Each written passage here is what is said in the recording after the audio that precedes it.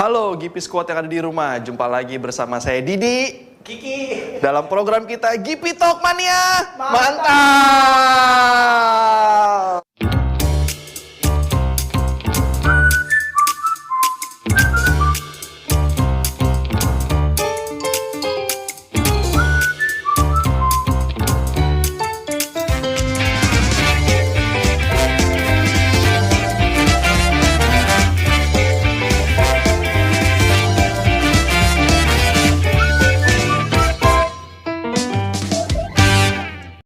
Seperti biasa, Gipi Squad yang ada di rumah, kita selalu menghadirkan beberapa pembicara, narasumber, atau komunitas yang menginspirasi kita semua.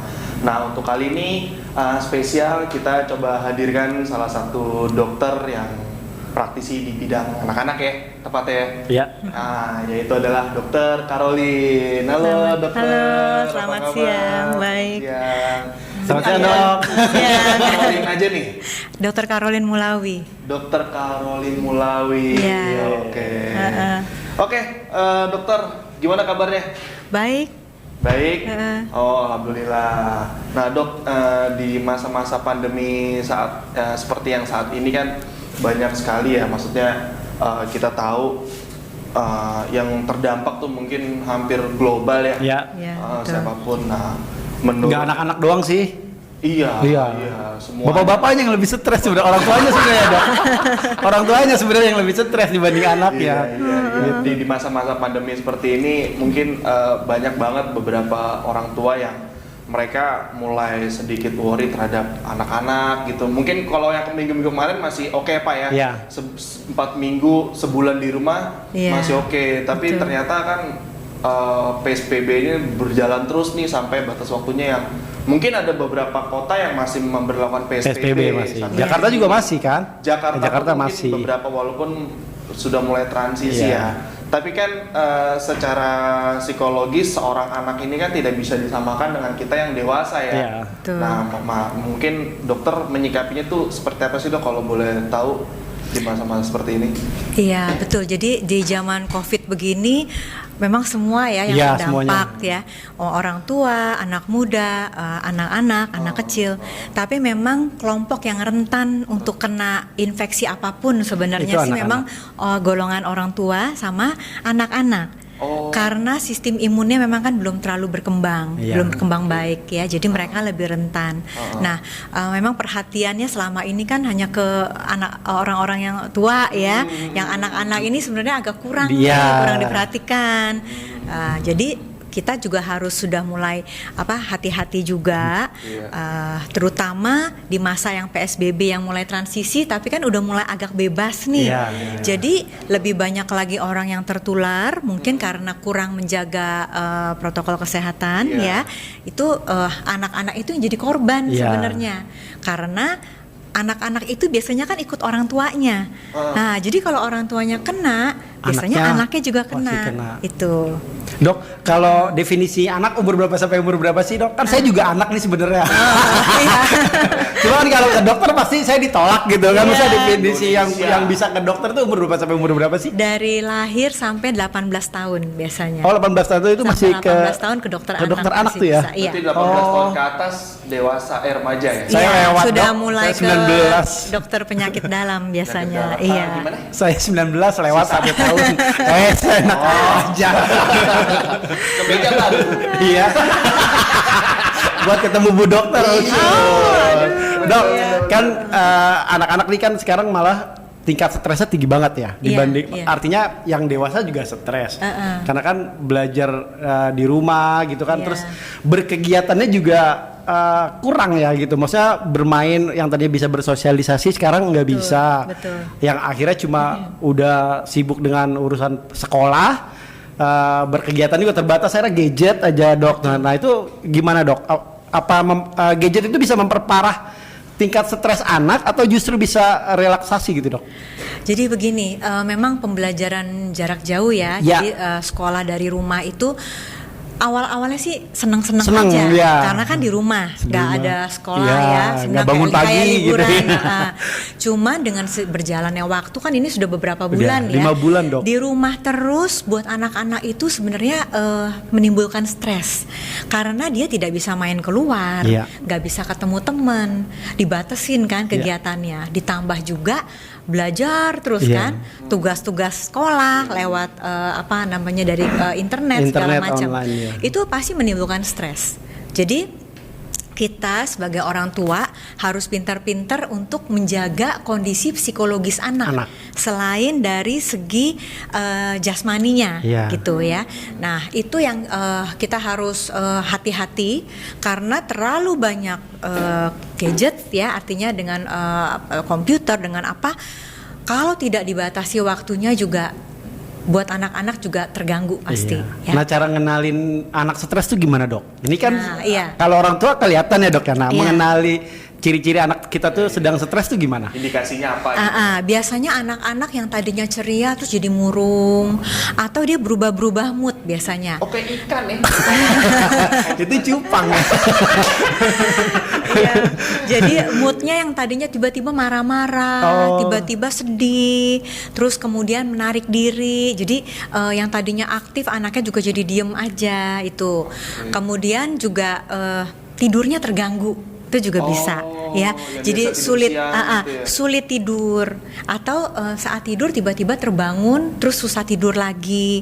Atau anaknya juga jadi suka mimpi gitu. Mimpi kayak mimpi buruk jadi Iya. terbangun, mengigau segala macam. Kemudian nafsu makannya juga turun, anaknya juga jadi malas ngapa-ngapain ya. Itu bisa ditambah lagi juga yang tadinya seneng hai-haian sama temen lewat media gitu jadi ya, pendiam gitu jadi ya. nggak mau lagi, terus nempel terus sama orang tuanya atau pengasuhnya gitu. Nah, itu cara ngatasinnya gimana, Dok? Nah itu jadi gini, namanya anak itu sebenarnya kegiatan fisiknya kan banyak sekali. Iya. Ya, dalam sehari itu anak itu harus diajak berkegiatan, beraktivitas fisik. Paling sedikit itu tuh mungkin 2-3 jam per hari. Artinya jangan di depan gadget saja, jangan Iya. di depan komputer saja, ya. Screen time artinya lamanya waktu anak berhadapan dengan media berlayar, apakah itu gadget, apakah itu komputer atau TV, itu harus dibatasi. Jadi misalnya anak SD paling lama itu 1 jam. Kalau bisa malah kurang dari itu, ya. Tapi kegiatan fisiknya itu harus Lebih banyak. dibanyakin. Misalnya bermain di sekitar rumah atau aktivitas misalnya main sepeda di dalam rumah atau di halaman gitu. Jadi dia nggak bosen terus aja berkutat sama komputer itu. Jadi seperti terapinya akhirnya diajak main aja cukup, Dok? Diajak main dan didampingi sama orang tua, gitu. Ada waktu istirahatnya juga, waktu tidurnya juga harus diatur. Kalau sampai jadi nggak tidur terus kan juga jadi kurang istirahat juga nggak bagus, Iya. gitu. Itu. Nah, kalau ngomongin tidur, saya dulu waktu kecil, Dok, kalau siang disuruh tidur siang itu bagus apa enggak sih, Dok?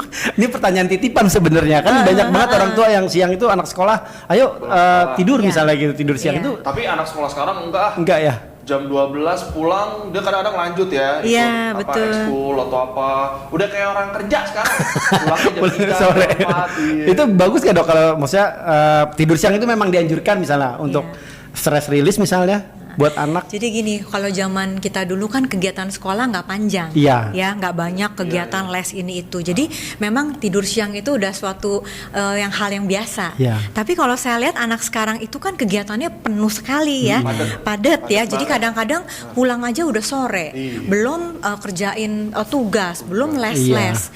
Jadi akhirnya kita mesti menyiasati ini dengan pintar, dengan bijak.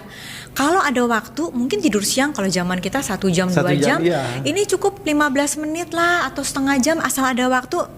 Tiduran merem-merem sebentar aja juga udah oke, ya. Tapi yang penting malamnya itu tidurnya harus cukup. Jadi jangan tidurnya itu harus berkualitas dan jangan terlalu malam karena pagi-pagi kan sudah bangun. Kalau tidurnya juga kurang, otomatis kesehatan ini juga jadi terganggu itu. Jadi memang dianjurkan ya, Dok? Kalau bisa iya, tapi kalau tidak memungkinkan cukuplah merem-merem. Kalau buat orang aja dewasa matanya. bisa nggak ya? Kalau memungkinkan sangat bagus ya. Tidur siang males. Diomelin diomelin bos ya kalau tidur siang ya. Siapa produktif kayak begini gitu. Iya. Tapi pernah ada beberapa kasus juga sih dok, maksudnya mungkin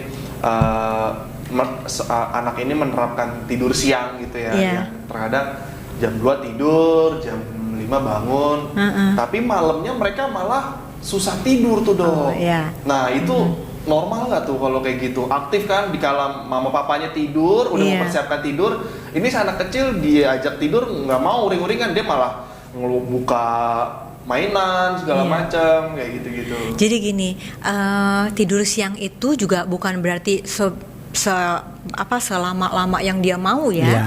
1 jam, 2 jam sudah cukup. Jadi jangan dibiarkan sampai tidurnya lama. Karena nanti malamnya tidurnya juga jadi berkurang. terganggu pasti ya. Nah, buat seorang anak tidur malam itu sangat penting. Kenapa? Karena hormon pertumbuhan itu kerjanya tuh di malam hari. Iya. Jadi kalau seorang anak tidur malamnya itu kurang, otomatis hormonnya juga kerjanya kan jadi kurang. Iya. Jadi untuk tumbuh kembangnya anak juga pasti agak terganggu. Oke. Itu ya. Nah, bagaimana menyiasatinya? Pertama, tadi tidur siangnya jangan terlalu lama. Ya, artinya kalau misalnya udah 1 jam, udah dibangunin aja, diajakin main. Oh nggak apa-apa. Bangunin, ya. apa-apa. Kalau nggak nanti malamnya jadi kurang Jadi kan kurang, tidurnya. iya. Terus yang kedua adalah menerapkan kebiasaan. Jadi ada anak yang tidurnya itu jam 12, jam 11. Nah, itu yang tidak boleh dibiarkan. Jadi kalau bisa misalnya jam 9 sudah tidur. Jam 9 Mungkin malam. awalnya itu anak-anak itu susah ya, Iya. susah. Tapi kalau kita matikan lampu, jangan diladeni. Kalau dia misalnya mau main, mau apa, nggak boleh pegang gadget juga. Ya, nggak boleh ada TV di Iya. kamar, ya. Terus main gadget atau komputer, kalau bisa 1 jam sebelum tidur udah nggak boleh lagi. Itu, ya. Jadi kalau memang anaknya itu udah terlanjur tidurnya malam terus, itu harus dibiasakan dimajuin pelan-pelan. Majuin 1 jam, 1 jam. Awalnya pasti susah, tapi harus bisa, pasti bisa.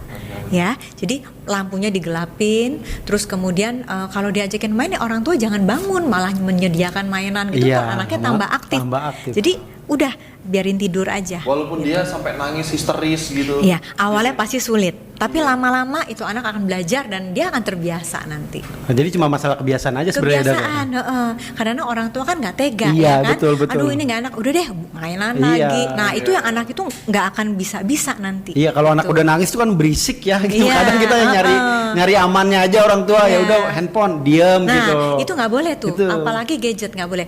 Lebih baik bacakan buku cerita. Bacain aja buku cerita. Kita kalau dibacain buku cerita tuh biasanya jadi ngantuk tuh. Iya. Anak-anak jadi ngantuk dan akhirnya jadi tidur. Pantesan saya dulu kalau belajar di sekolah ngantuk dok, Nah, iya. karena dibacain pelajaran. Iya. Gitu. Nah dok, ngomongin anak stres tadi dok, tingkat stres anak itu kan pasti beda-beda ya dok. Iya. Artinya umur balita dengan umur yang di atas 7 tahun ke atas itu kan pasti beda ya dok. Nah treatmentnya sama nggak dok? Misalnya umur 5 tahun sampai yang 10 tahun itu dokter, kita cara treatment si anak tuh sama atau memang ada tips sendiri gitu? Tentunya beda ya, antara anak bayi dengan anak sekolah, Ya. SD, SMP, SMA juga beda. Tapi terpulang lagi kepada sifat kepribadian dari tiap anak juga lain-lain. Ya, taruhlah misalnya anak SD, satu anak dengan anak lain walaupun setingkat, seumur gitu, tapi ada anak yang lebih introvert, artinya dia lebih pemalu, Iya. lebih diam, sama anak yang ekstrovert, pasti beda. Jadi penanganannya juga pasti beda-beda Iya. itu. Misalnya ada anak dengan dibujuk-bujuk aja dia udah tenang. Udah tenang. Ada anak yang histeris sekali, Iya. harus dengan cara macam-macam baru anaknya diam. Iya. Ya, apakah dialihkan dengan mainan ataukah dialihkan dengan buku? Kan hobi anak Hobi juga anak beda-beda beda, ya. Tapi jangan ngasih reward itu berupa makanan. Tuh, jangan terbiasa. Reward makanan itu akan membuat anak jadi berlebihan makanan, ntar jadi malah jadi obes gitu ya. Obesitas bisa sama anak bisa dok? Bisa dong, bisa. Banyak kan anak sekarang yang malah obes gitu. Jadi gak boleh dibiasakan juga. Misalnya ada apa? Oh, bujukinnya lewat makanan, permen, Iya. coklat. Nah itu nggak mendidik juga gitu, Iya. ya. Oh berarti Iya, saya betul. salah selama ini ya. Saya iming-imingin ntar beli mainan. Kalau mainan masih nggak apa-apa, makanan yang nggak Tapi boleh. dia tahu barang dong. Iya. Iya. Mainan murah. Maunya yang mahal ya. Anak sekarang ya, pinter Iya, ya. Anak-anak ya sekarang kayak gitu. Lanjut Pak. Nah, kalau ini Dok, anak-anak sekarang itu kan resiko sih. Saya mau tanya resiko anak sama penyakit COVID deh ya gitu Iya, misalnya. iya. Seperti tadi kita sempat ngobrol-ngobrol sebelumnya bahwa ya, kata dokter kan memang sebenarnya lebih rentan Iya. orang tua dan anak-anak gitu. Betul. Nah, tanggung jawab kita itu sebagai orang tua tuh gimana sih Dok supaya ngebatasin si anak itu agak berkurang resiko COVID gitu? Oke, jadi pertama orang tua itu, apalagi orang tua yang bekerja ya di Iya. luar, tentunya kalau pulang ke rumah itu harus bersihkan diri dulu. Jangan pulang ke rumah langsung meluk anaknya, Iya. ya. Jadi pulang mandi dulu, Iya. ganti baju dulu, ya. Bersih-bersih dulu deh pokoknya, ya. Terus kemudian kalau orang tua sudah mulai merasa nggak enak badan, jangan terlalu dekat Jangan sama dekat. anak. Iya. Terus pakai masker kalau memang perlu, ya. Iya. Itu dari segi orang tua. Kedua, anak itu pun juga jangan diajak pergi ke tempat-tempat yang ramai. Misalnya ke mall, Iya, yang beresiko ya. ke tempat yang ramai ya, tempat wisata, atau naik kendaraan umum yang penuh sekali, Iya. ya, diajak pergi-pergi ke tempat acara-acara keluarga, pesta kawinan atau ulang tahun. Hati-hati, Iya. itu jangan, ya. Terus kemudian yang berikutnya kita harus menjaga dari kondisi anak sendiri, ya. Jadi apa? Jaga makanan, ya, harus makanan yang bergizi untuk meningkatkan imunnya Iya. sendiri. Iya. Jaga. Kemudian istirahat yang cukup tadi. Kemudian anak pun harus diajari itu protokol kesehatan, ya. Dijelaskan dulu sama orang tua. Ini ada bahaya virus atau apa Iya. sesuai dengan tingkat anak ya, pendidikan anak. Jadi anak itu pun mengerti kenapa dia harus pakai masker Iya. misalnya, kenapa dia harus jaga jarak dengan orang lain. Karena namanya anak-anak kan nggak ngerti, Iya. dia maunya deket-deket. Tapi kalau orang tua di rumah sudah kasih penjelasan, pada saat si anak itu keluar, kita ajak keluar, Dia udah mereka paham. akan bisa paham. Iya. Kemudian diajak sering cuci tangan, cara cuci tangan yang benar, ya, dengan sabun. Kemudian protokol menjaga etika batuk. Jadi kalau anak batuk itu seringkali anak-anak tuh main wah batuk-batuk Iya, aja atau batuk-batuk bersih. aja. Itu sebenarnya tergantung dari orang tua. Kalau orang tua bisa mengajarkan ke anak, anak itu akan pinter kok. Ya, jadi Iya. cari etika batuk yang baik bagaimana. Kemudian sering-sering bersihkan tangan si anak ataupun mainan-mainannya, Oh, iya. barang-barang di rumah atau dimanapun yang sering dipegang sama orang ya, misalnya pegangan pintu lah atau railing tangga Iya. lah atau apa ya, itu juga harus sering. Dan ajar anak supaya jangan memegang wajah sebelum dia tangannya bersih atau sebelum dia cuci tangan. Itu sih. Ya itu yang susah Dok. Iya, tapi Susah-susah gampang betul, sebenarnya itu ya, kan Dok. namanya era new normal. Iya. Itu kan mengajarkan kebiasaan yang tadinya kita nggak pernah Nggak perlu ya, nggak pernah lakukan. gitu ya. Itu yang Iya. kita harus latih dari sekarang itu. Iya betul. Gimana Pak Kiki? Anaknya udah 3 dia Bu. Oh, anaknya 3, iya. Ya, jadi memang yang paling besar itu sekarang belajarnya itu via virtual dari handphone. Memang sih yang ya saya juga sekarang mau sharing juga ya sama Dokter Caroline. Agak sedikit sulit juga sih ketika si anak mah seneng karena memang sebelumnya memang anak saya tuh seneng banget megang handphone, main, iya. nonton.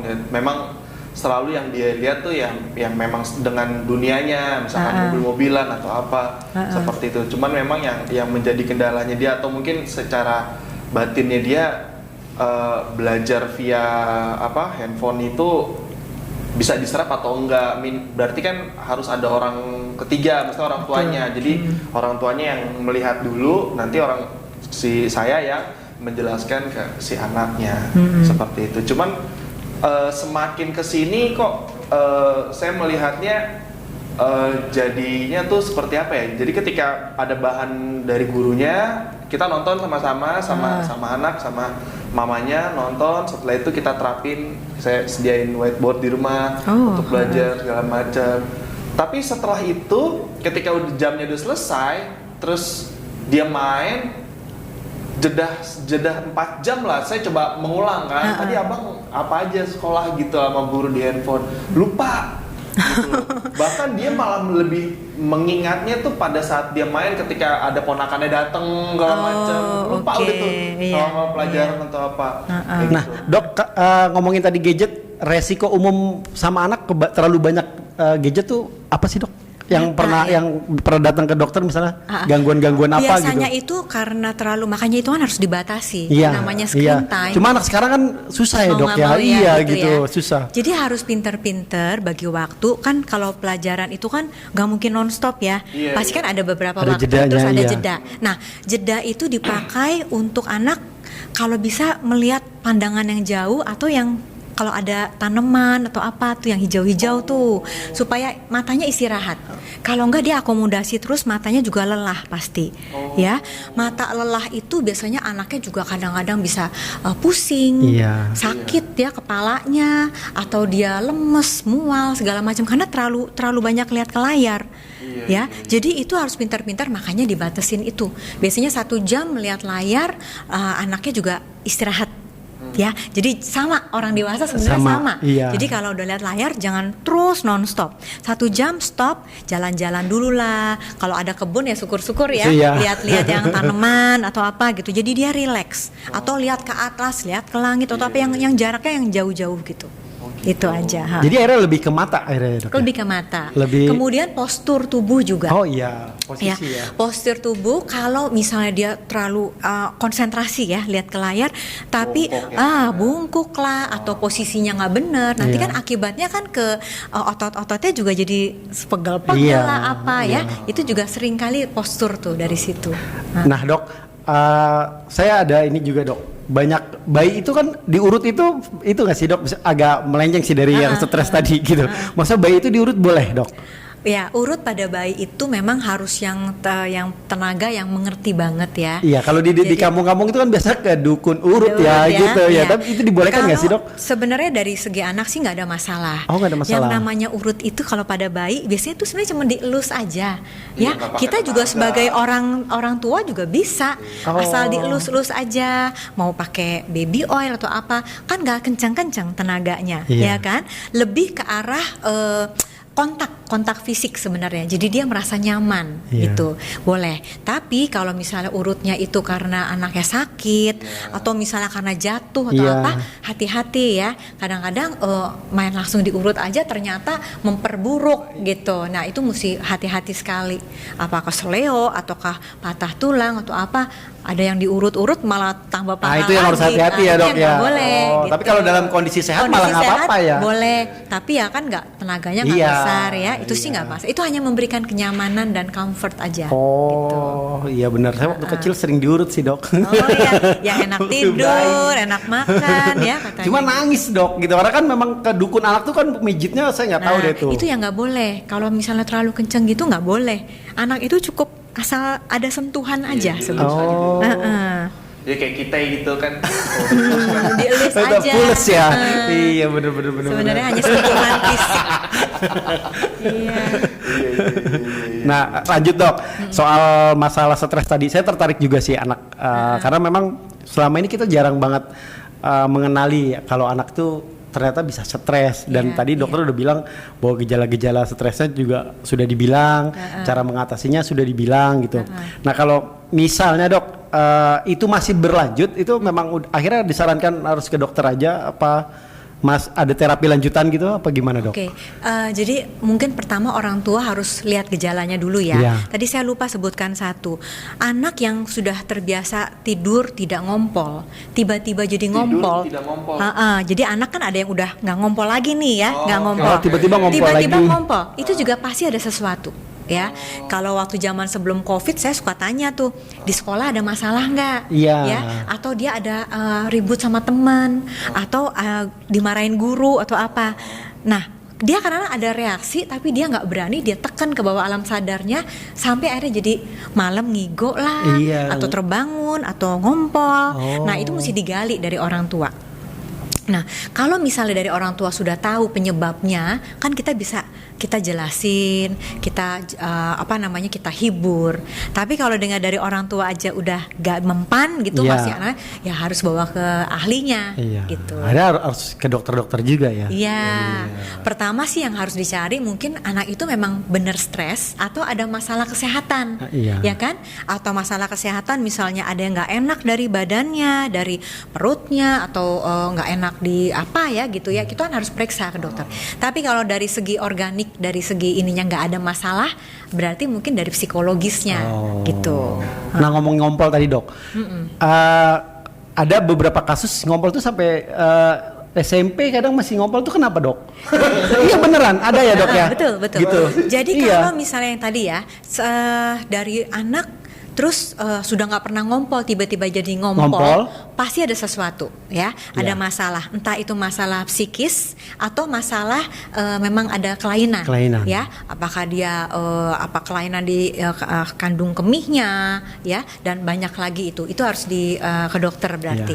Kalau misalnya dia ngompolnya itu berlanjut, kadang-kadang ada anak itu yang tidurnya itu dalam sekali. Ya, ada anak yang tidurnya tuh nyenyak sekali sampai dia tuh nggak kebangun walaupun ada sensasi pengen pipis.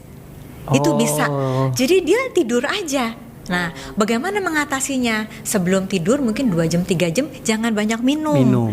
Gitu, ya. Atau kalau kita tahu anak itu ngompol biasanya jam berapa saja, kita pasang waker. Terpaksa orang tua harus turun tangan. Jadi misalnya biasanya dia jam 12 nih, jam 12 malam nih misalnya ngompol. Jadi jam setengah 12 atau jam 11 sudah pasang waker, udah dibangunin tuh anak, ayo bangun nak, pipis dulu. Tidur lagi. Itu terapi gitu cukup ya dok? Jadi kita lihat kebiasaannya dia. Jadi orang tua bisa berperan dulu di situ, gitu. Jadi sebelum dia ngompol kita udah bangunin dulu, ajak ke kamar mandi, pipis dulu, udah tidur lagi. Nah kalau yang dari kecil sampai SMP gitu masih ngompol tuh kelainan itu mungkin klinis ya dok? Ya itu tadi yang saya bilang, apakah tidurnya terlalu dalam atau ada kelainan sesuatu, itu harus pergi ke dokter ya. Kita harus cek semua, gitu. Tapi kan kita mulai dari yang ringan-ringan dulu lah. Kita coba tadi atasi, masukkan airnya atau cairan sebelum tidur tuh dibatasi. Terus 2 jam atau 3 jam sebelum tidur pokoknya jangan minum dulu. Ini di luar susu ya? Kan kebanyakan sama. Namanya cairan. Kayak anak saya nih, kalau mau tidur dia tuh sembari minum. Kan tiba-tiba udah pulas aja susunya lepas. Apa itu juga kebiasaan yang harus dihilangkan atau gimana dok? Di luar dia masalah pipis, sebenarnya minum susu pada waktu mau tidur itu hanya pada bayi ya sebenarnya. Tapi kalau udah beranjak, udah mulai anak TK begitu, nggak bagus lagi sebenarnya ya. Kenapa? Kalau dia ngedot itu, kalau misalnya dia minum aja masih mending. Tapi kalau dia pakai pegang botol terus sambil ngempeng gitu, giginya juga nggak bagus pasti ya, karena dia kan kerendam terus. Makanya banyak anak-anak yang kok belum sekolah giginya udah pada rusak. Tuh pasti pengaruhnya dari situ. Jadi minum susunya tuh mungkin sambil tidur enak, nyaman, terus sampai kadang-kadang ketiduran susunya masih ada, kerendam tuh sama susu tuh gigi-giginya ya. Nah jadi kalau bisa sih sebelum tidur itu ya jangan minum susu. Mau minum susu sebelumnya tuh sikat gigi gitu ya. Nah tapi kalau ada anak yang memang dia bisa menahan pipis atau dia bisa aware kalau dia mau pipis, dia minta orang tuanya bangunin, nggak apa-apa, nggak ada masalah. Tapi kalau anak yang nggak tahan itu ya jangan juga minum-minum gitu ya, jadi bisa ngompol juga kalau anaknya nggak bisa tahan gitu. Oh tadi gigi rusak itu gara-gara genangan susu ya dok? Bukan bentuk dotnya, bukan? Dari cairan atau susu, atau kalau air putih enggak ya? Air putih enggak. Tapi kalau susu kan ada kandungannya. Nah itu yang kena ke gigi, terus anaknya tidur semalaman. Nah itu yang merusak gigi. Gitu. Oh baru tahu nih dok, saya tahu justru dotnya yang rusak ya. Bukan ya. Bukan, susunya. Susunya. Balik lagi dok, masalah susu. Berarti batas maksimal anak untuk stop minum susu sebelum tidur tuh di usia berapa sih? Idealnya gitu. Maksudnya buat pengetahuan juga buat teman-teman GP Squad yang di rumah, biar bisa merubah gaya hidupnya gitu. Karena memang anakku kan 3, nih yang 2 nih udah jadi kebiasaan nih. Termasuk yang pertama kan udah masuk TK besar, terus dia selalu kalau mau tidur tuh nempel, ya bukannya di mood sih, memang bener diminum susunya gitu loh. Nah maksud dokter itu kan ternyata ada hal yang tidak baiknya gitu loh. Nah, pertanyaanku di batas usia berapa sih gitu loh supaya anak ini tidak terbiasa terus-terusan minum seperti itu? Nah, biasanya sih sebenarnya kalau sampai anak usia sudah bisa sikat gigi, itu sih nggak masalah. Tapi masalahnya kan kalau anak itu nggak bisa sikat gigi sendiri. Atau orang tua juga nggak menyikatkan gigi, terus mau tidur begitu kan giginya rusak, ya. Jadi mungkin apalagi kalau udah masuk TK ya, masuk TK itu sebenarnya udah nggak boleh pakai dot lagi, nggak boleh pakai botol susu lagi. Harus gelas. Gelas, dengan gelas itu dia minum blok-blok, terus selesai sikat gigi baru tidur. Tapi kalau dengan botol kan pasti dia santai aja sampai dia ketiduran. Nah itu yang mesti pelan-pelan. Tadi kan anaknya kan begitu ya. Nah melepaskannya itu pun nggak boleh dengan dimarahi atau dipaksa atau tiba-tiba, jangan. Bertahap aja, pelan-pelan. Jadi dialihkan. Misalnya dia nggak bisa langsung ya stop. Air putih dulu misalnya, susunya mah harus diminum, tapi jamnya diatur sendiri, ya itu. Terus kemudian atau dikasih pengalih yang lain, susu, kegiatan yang sama, tapi misalnya dibacain cerita, ya, bacain cerita sama orang tuanya, jadi dia juga lupa tuh sama mau minta botol susu, mau menyusu gitu. Jadi kegiatan yang dilakukan untuk mengalihkan anak dari pengen botol susu, itu. Ya, atau nyanyi bersama, atau baca buku bersama, atau diberikan guling atau apa mainan yang bisa dia peluk. Jadi mengalihkan dari dia kepingin ngedot gitu, dot susu. Gitu. Jadi peran orang tua itu buat ngerubah kebiasaan-kebiasaan buruk itu banget ya, dominan ya. Harus sangat pasti. Iya, tapi kan banyak orang tua juga waktunya terbatas nih dok, gitu kan. Akhirnya orang tua nyari yang simpel-simpel kayak tadi anaknya nangis, dia dikasih apa nih, diam, kasih makanan diam, udah gitu. Yang akhirnya ngebentuk karakter si anak akhirnya ya. Iya, nggak boleh ya, jangan dibiasakan mengalihkan anak atau mau mendiamkan anak nangis dengan makanan ataupun dengan gadget. Ya, di bawah usia 2 tahun nggak boleh gadget tuh, nggak boleh, harus dibatasin, nggak boleh. Jadi jangan dibiasakan, aduh daripada dia rewel kasih gadget, nggak boleh, ya, itu jangan dibiasakan, nggak boleh. Di bawah 2 tahun sama sekali nggak boleh, ya, layar media berlayar juga nggak boleh. Di atas 2 tahun itu pun dibatasi, dalam sehari paling lama setengah jam, gitu. Jadi dari kita nih yang mesti tega. Kadang-kadang bukan soal tega, tapi karena udah kebiasaan stopnya tuh susah jadinya. Jadi dari awal lebih baik kita sudah jaga gitu. Oke. Ngebahas masalah ngompol tadi itu yang dibilang si anak ini mulai stres itu ngompol setiap hari atau berjarak dok? Kalau dia stres tentunya kan nggak setiap hari, tergantung. Kalau dia stresnya hari ini ya dia akan ngompol. Mungkin stresnya itu juga bisa berlangsung agak lama. Ya bisa semingguan ngompol gitu. Tapi kalau anak ini cepet melupakan, ya dia nggak ngompol lagi. Gitu. Soalnya ada kejadian juga sih pak anak saya yang kedua nih, lagi ngigau kan, ayah teroleh. Kan lagi rame tuh sekarang tuh, ya kan di YouTube ada anak kecil atau nonton teroleh. Saya sampai kaget, buset anak gue. Ngigaunya gitu dia. Berarti itu tanda-tanda stres juga dok? Enggak, beda. Kalau misalnya dia ngigaunya yang seneng-seneng, yang happy-happy, berarti dia itu waktu pagi atau siangnya itu excited sekali. Ya mungkin nonton atau lihat apa gitu yang dia tuh senang banget sampai tertanam di bawah alam sadarnya. Ke bawah ke jadi kalau ngigo yang definisi tadi stres tadi berarti memang nggak semua ngigo itu bisa dikatakan misalnya si anak lagi stres itu enggak ya dok ya? Enggak. Jadi kalau ngigonya itu yang menyeramkan, yang sampai dia nangis atau dia sampai kan kita bisa membedakan kan. Nah itu ada stres. Tapi kalau ngigonya yang lucu-lucu gitu berarti dia mungkin waktu ke bawah ya. Gitu.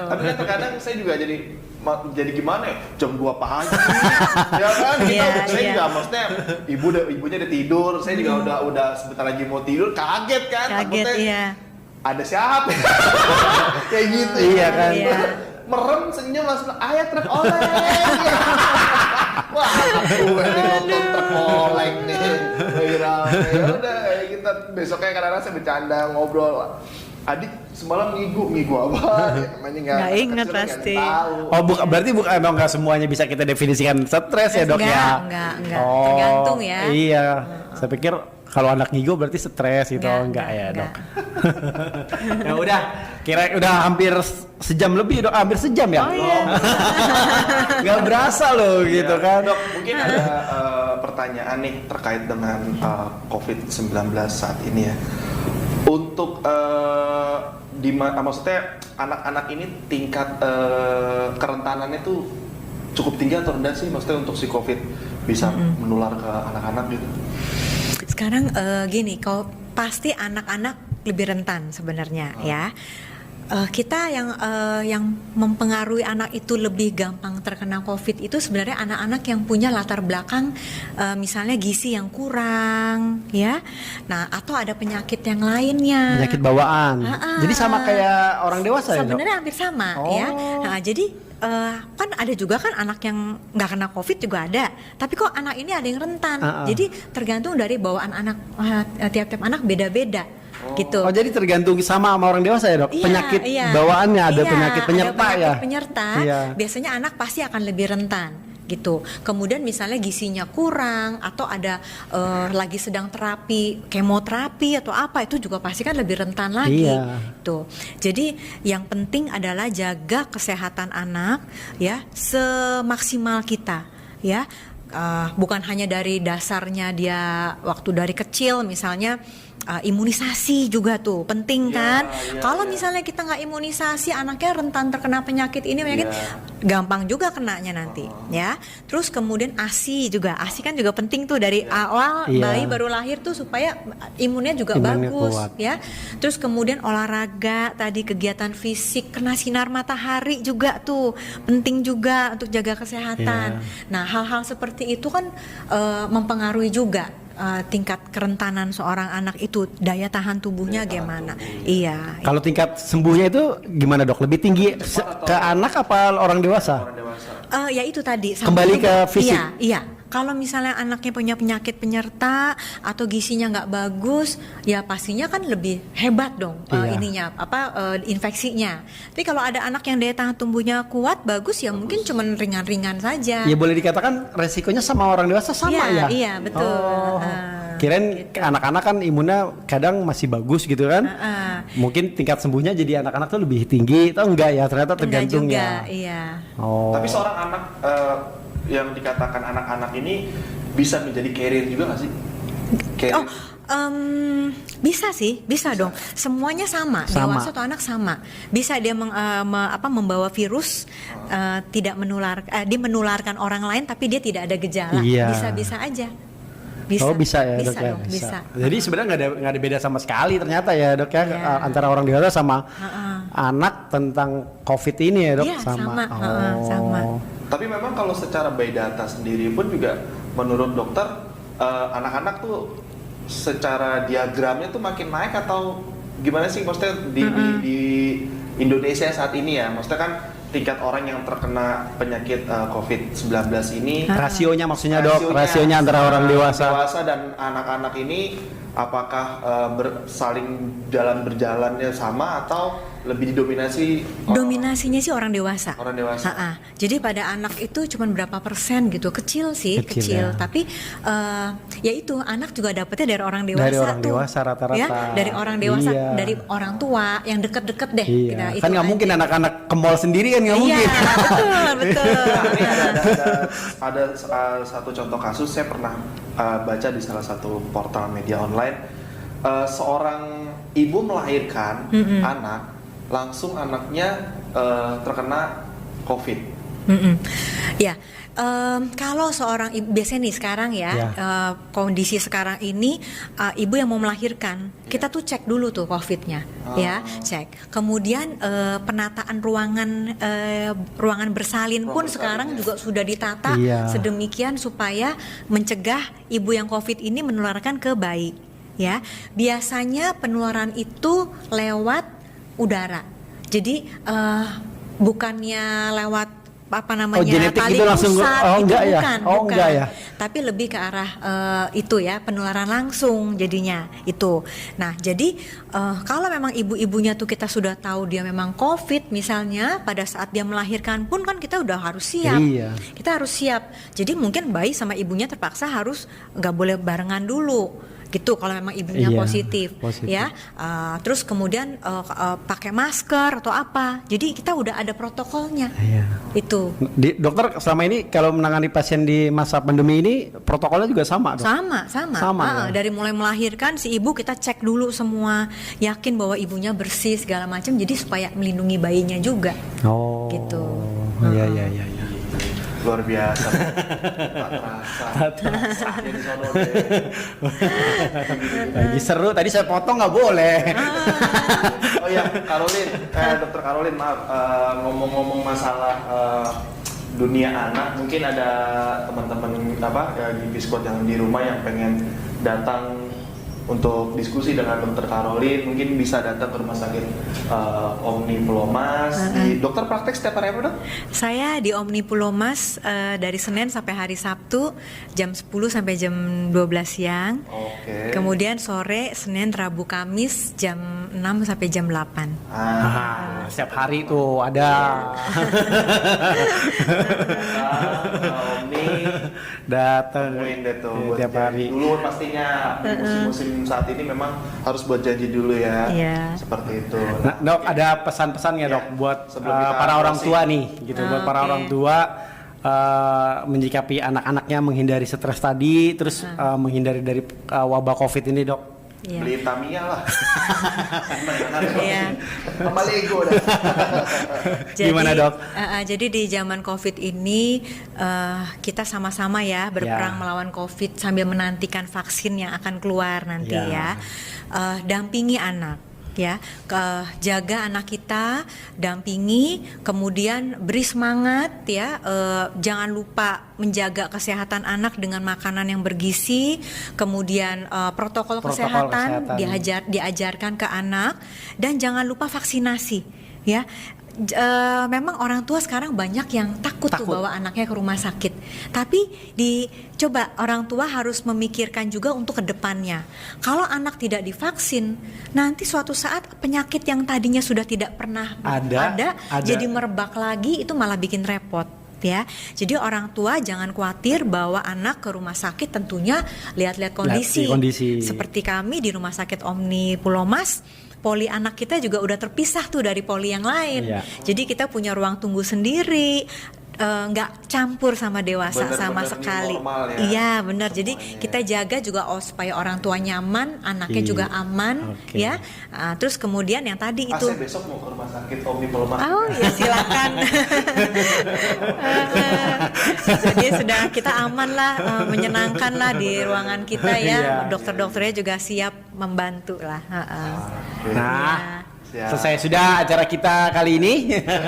Terima kasih Dokter Caroline, terima kasih waktunya. Terima kasih. Bincang-bincang dan meluangkan waktu untuk berkunjung ke rumah kami. Terima kasih. Silakan Pak, closing. Baik teman-teman GP Squad yang ada di rumah, sekian dulu GP Talk kita kali ini. Kita akan berjumpa lagi di GP Talk kita berikutnya. See you dah. Dadah.